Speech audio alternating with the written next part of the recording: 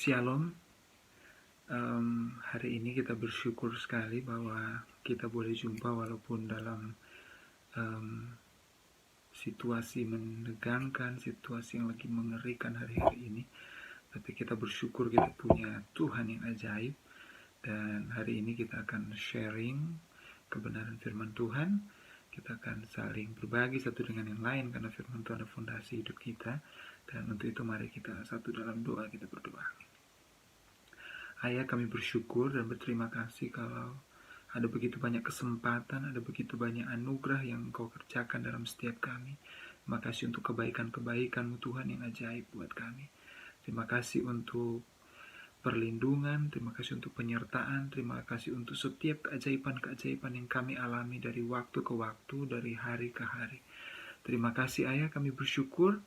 Hari ini kami hendak mendengar kebenaran-Mu, biar Engkau yang mengurapi setiap kami, sehingga kami boleh mendengar isi hati-Mu buat kami semua. Kuatkan kami, urapi kami dalam anugerah-Mu. Dalam nama Yesus kami bersyukur. Amin. Hari ini kita berterima kasih kepada Tuhan bahwa kita semua sehat, kita semua dalam kesehatan, dalam kekuatan, dalam anugerah perlindungan. Firman Tuhan berkata bahwa kesetiaan Tuhan itu seperti perisai dan pagar tembok sekeliling kita. Jadi kita dilindungi, kita sepenuhnya aman dalam lindungan Tuhan. Walaupun tetap kita perlu dengan prosedur-prosedur kesehatan, kita perlu pakai masker, cuci tangan sering mungkin, baju yang kita gunakan ya kita ganti, kita cuci dan seterusnya. Tetapi hendaklah ditaruh dalam hati kita bahwa sia-sialah kita berjaga-jaga, sia-sialah kita melindungi tubuh kita, kesehatan kita, kalau bukan Tuhan yang menjaganya, sia-sia itu semua. Maka hari ini tetap taruhkan semua kepercayaan kita, kebergantungan kita, penyerahan diri kita kepada Tuhan yang ajaib. Dan Dia punya kabar baik buat kita semua hari ini, yang sesuai tema tentang fokus dari doa-doa kita. Oke?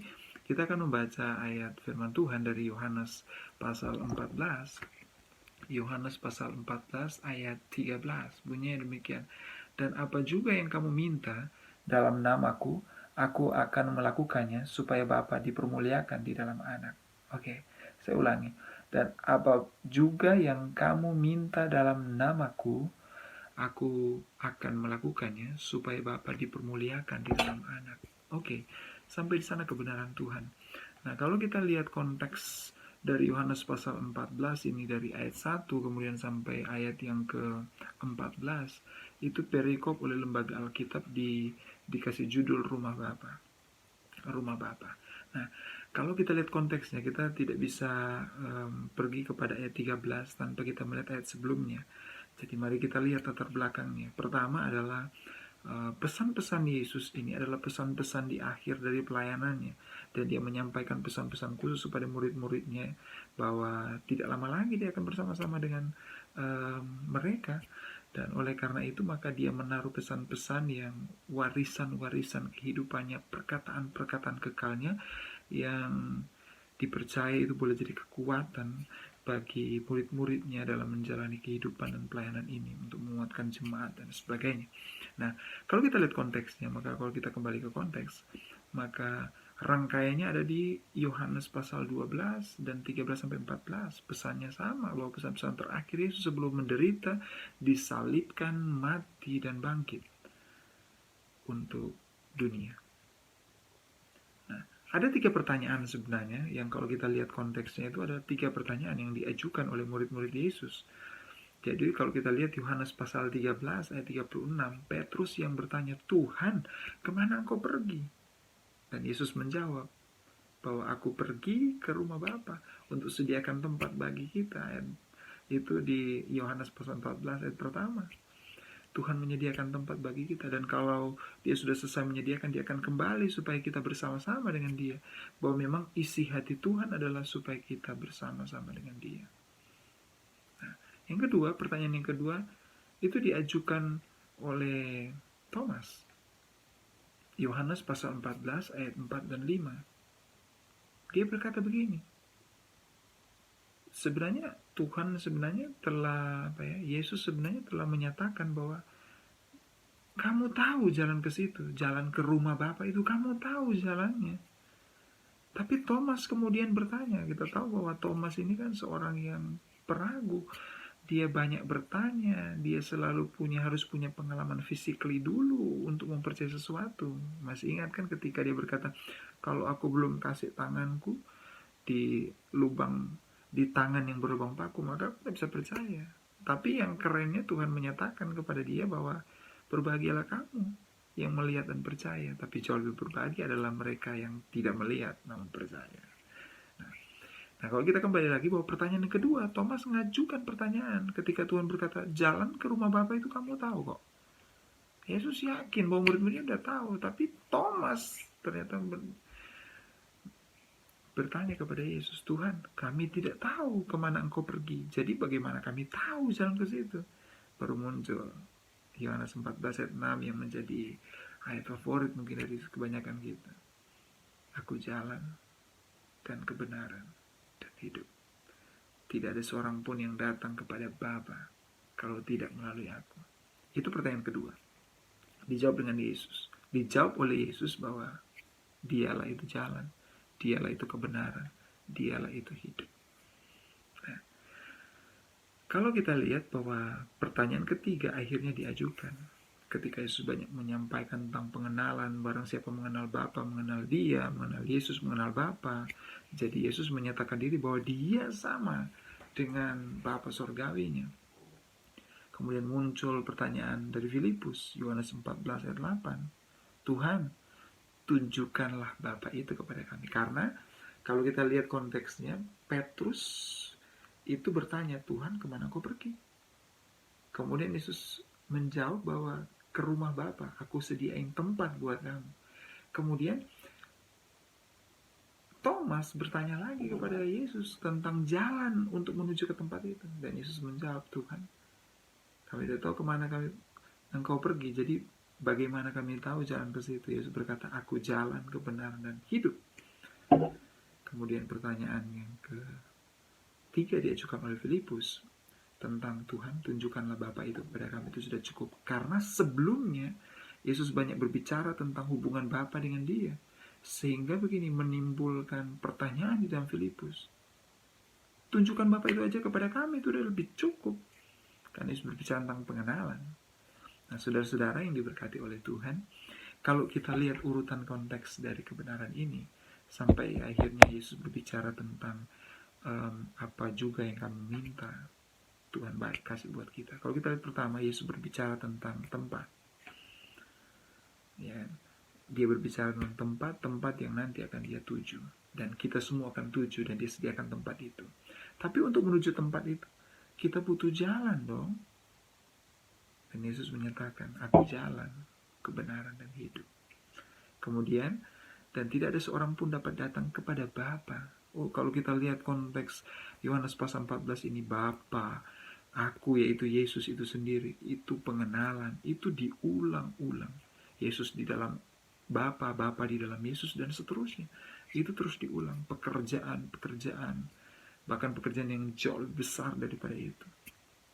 Nah, saya harus urutkan konteks ini supaya kita memiliki pemahaman yang utuh tentang apa yang nanti kita bahas tentang fokus kepada Kristus. Oke. Nah, saudara, Tuhan berbicara banyak tentang tempat, tentang rumah Bapa, kemudian Yesus menjawab tentang jalan kebenaran hidup, kemudian dia menyatakan tentang hal yang penting, yaitu mengenal Bapa. Itu sama seperti mengenal Yesus. Mengenal Yesus adalah mengenal Bapa. Kalau kamu melihat Bapa, kamu melihat aku. Kalau kamu melihat aku, kamu melihat Bapa. Jadi Yesus begini, menyatakan bahwa dia dengan Bapa surgawi itu sama, setara. Dan itu menunjukkan bahwa Yesus memproklamasikan dirinya, dia adalah Tuhan. Karena ada begitu banyak orang di luar sana berkata, Tuhan Yesus itu nggak pernah bilang satu kali pun bahwa akulah Tuhan. Tapi cara orang menyampaikan bahwa dia Tuhan, dia tidak mengakui dia memang dalam tanda kutip secara eksplisit bahwa dia Tuhan. Tetapi ada begitu banyak kebenaran-kebenaran yang menyatakan dia adalah Tuhan. Karena ini penting, kepercayaan yang salah akan menuntun kepada tindakan-tindakan yang salah. Kepercayaan yang benar akan menuntun kepada tindakan-tindakan yang benar. Kalau kita tidak melihat bahwa Yesus itu adalah Tuhan, maka kita sulit bertindak dengan penuh keyakinan dan kepercayaan bahwa Dia adalah penguasa hidup kita.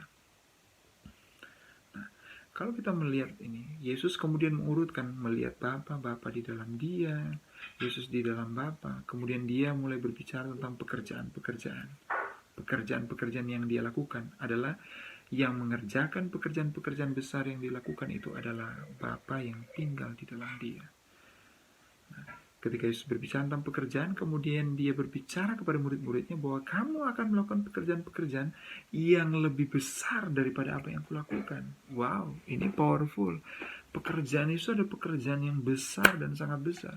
Tapi Yesus ternyata memberikan kepada kita pekerjaan-pekerjaan yang nanti itu dikatakan oleh Yesus itu pekerjaan-pekerjaan yang besar. Pekerjaan apa itu?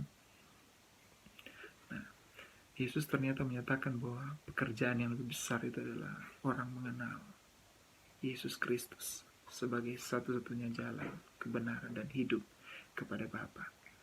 Bapa itu artinya sumber kehidupan, sumber inspirasi, sumber kekuatan, sumber perlindungan, sumber keteguhan dan kesetiaan kita di tengah-tengah badai COVID-19 ini. Tuhan itu sumber kita. Sekarang menjadi kepercayaan kita apa? Sumber kita apa? Media massa? Kepercayaan-kepercayaan yang benar akan menuntun kepada tindakan-tindakan yang benar. Ini jadi penting buat kita. Kalau kita tidak bisa mempercayai bahwa Yesus itu adalah Tuhan, kita sulit mengambil tindakan-tindakan berani dengan penuh ketaatan dan iman. Kalau kita tidak mengenal Dia sebagai penguasa hidup kita akan ragu dan bimbang untuk mengambil tindakan. Saudara-saudara yang diberkati oleh Tuhan, teman-temanku yang powerful, yang dahsyat, ketika Yesus berbicara tentang pekerjaan-pekerjaan besar, baru ayat 13 tadi yang kita baca itu keluar. Ya, saya bacakan kembali. Mulai ayat 12 saja. Aku berkata kepadamu, sesungguhnya barang siapa percaya kepadaku, karena percaya itu berbicara tentang pengenalan juga. Kita tidak bisa mengenal seseorang tanpa kita percaya dia. Ia akan melakukan juga pekerjaan-pekerjaan yang aku lakukan, yang Yesus lakukan. Bahkan pekerjaan-pekerjaan yang lebih besar daripada itu. Sebab aku pergi kepada Bapa. Dan apa juga yang kamu minta dalam namaku, aku akan melakukannya supaya Bapa dipermuliakan di dalam Anak. Yesus ternyata menyatakan bahwa begini. Apa juga yang kita mintakan? Untuk apa? Apa yang kita mintakan? Berhubungan dengan pekerjaan-pekerjaan besar yang Dia taruh buat kita. Dan kalau kita lihat pekerjaan-pekerjaan yang Yesus kerjakan di muka bumi ini, itu bukan karena Dia, tetapi karena Bapa yang bekerja dari dalam Dia. Bapa yang bekerja di dalam Dia. Nah, sehingga begini, doa-doa kita, setiap ketekunan kita, seharusnya berfokus bukan kepada diri kita, tapi berfokus kepada pekerjaan-pekerjaan besar yang Yesus berkata begini, pekerjaan-pekerjaan yang lebih besar daripada apa yang kau lakukan. Yesus taruh kepada kita. Dan ketika pekerjaan-pekerjaan besar itu kita kerjakan dengan kemampuan Roh Kudus di dalam kita, mengeluarkan Yesus dari dalam kita, maka minta apa saja. Meminta apa saja. Yesus berkata, di dalam namaku kamu minta, aku akan melakukannya. Jadi fokusnya bukan kepada kitanya. Fokusnya kepada pekerjaan-pekerjaan besar yang telah dianugerahkan Bapa Surgawi di dalam Yesus. Dan Yesus ditaruh di dalam kita untuk mengerjakan pekerjaan-pekerjaan itu. Karena Yesus mengerjakannya apa? 3,5 tahun. Dan kita lebih banyak umurnya dari Dia. Mungkin hari-hari ini. Kita mungkin akan lebih panjang umur. Dia mungkin berumur sekitar 33,5 tahun, disalibkan dan mati. Kita mungkin akan sampai 80 tahun. Kita masih punya waktu yang cukup panjang untuk itu. Dan banyak pekerjaan besar yang sedang kita mau kerjakan di depan ini. Dan kalau itu pekerjaan-pekerjaan yang Tuhan taruh di dalam Yesus dan Yesus ditaruh dalam kita, maka begini, apapun juga yang kita kerjakan untuk pekerjaan-pekerjaan besar, minta apa saja. Jadi ini tidak berhubungan sebenarnya dengan begini, memuaskan keinginan kita dari doa-doa kita. Tapi doa yang apa saja akan dilakukan oleh karena kita berdoa di dalam nama Yesus, itu berhubungan dengan pekerjaan-pekerjaan. Apa itu pekerjaan-pekerjaan itu? Pekerjaan adalah menunjukkan jalan, satu-satunya kebenaran, dan satu-satunya kehidupan kepada dunia. Supaya dunia mengenal satu-satunya jalan menuju kepada Bapa adalah melalui Yesus Kristus. Dan melalui Yesus Kristuslah kita mengenal Bapa kita. Dan kalau kita mengenal Yesus sebagai satu-satunya jalan, berarti kita punya akses yang paling powerful langsung kepada tempat tujuan kita, yaitu Bapa Surgawi, sumber kita, di mana kehidupan kita ini berasal. Itulah pekerjaan-pekerjaan besar. Pekerjaan-pekerjaan besar itu adalah begini, supaya dunia itu melihat Bapa. Kan Filipus berkata, Tuhan, tunjukkanlah Bapa itu kepada kami. Itu sudah cukup bagi kami. Itu yang diminta Filipus di pertanyaan yang terakhir. Dan Yesus berkata, kamu sudah melihat aku, kamu lihat Bapa dong. Karena Bapa dan aku adalah satu. Bapa tinggal di dalam aku tinggal di dalam Bapa. Wow, ini luar biasa. Kita menyatu dengan Tuhan. Manusia yang terbatas itu menjadi tak terbatas karena Tuhan yang tak terbatas tinggal di dalam dia. Untuk apa? Melakukan pekerjaan-pekerjaan besar. Jadi fokus dari doa-doa kita adalah supaya kita menggenapi pekerjaan-pekerjaan besar dari kehendak Tuhan yang sempurna ditaruh dalam kita. Supaya pekerjaan-pekerjaan besar itu adalah mengarahkan orang, mengarahkan dunia kepada satu-satunya penguasa dan sumber kehidupan, yaitu Yesus Kristus, yang satu-satunya jalan, kebenaran, dan hidup kepada Bapa, tempat sejati kita, Bapa Surgawi. Nah, kalau kita sudah melihat ini, konteks seperti ini, kita baru mengerti bahwa ternyata doa itu sama sekali tidak berhubungan dengan apa yang kita sukai atau tidak sukai, apa yang tidak kita mau atau tidak mau. Tapi sebenarnya berhubungan dengan pekerjaan-pekerjaan pengenalan.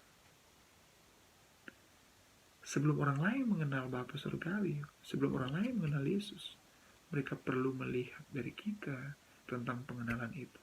Karena kita adalah wujud Kristus yang berjalan di atas muka bumi ini. Kita perlu mengeluarkan hidup Yesus dari dalam kita. Yesus yang powerful, yang dahsyat dan hebat itu tinggal di dalam saudara dan saya. Dia tinggal di dalam kita. Sebagaimana Bapa tinggal di dalam Yesus, dan Yesus memanifestasikan Bapa kepada dunia dengan melakukan pekerjaan-pekerjaan, sehingga apapun juga yang Yesus minta kepada Bapa selalu terjadi. Dan kita dimeteraikan oleh namanya untuk melakukan pekerjaan-pekerjaan besar itu. Dan apa saja yang kita minta di dalam nama Yesus untuk mengerjakan pekerjaan-pekerjaan besar, karena kehendak sempurnanya ditaruh dalam kita, apa saja yang kita minta, itu akan terjadi. Dan ini adalah janji dari Yesus Kristus sendiri buat kita.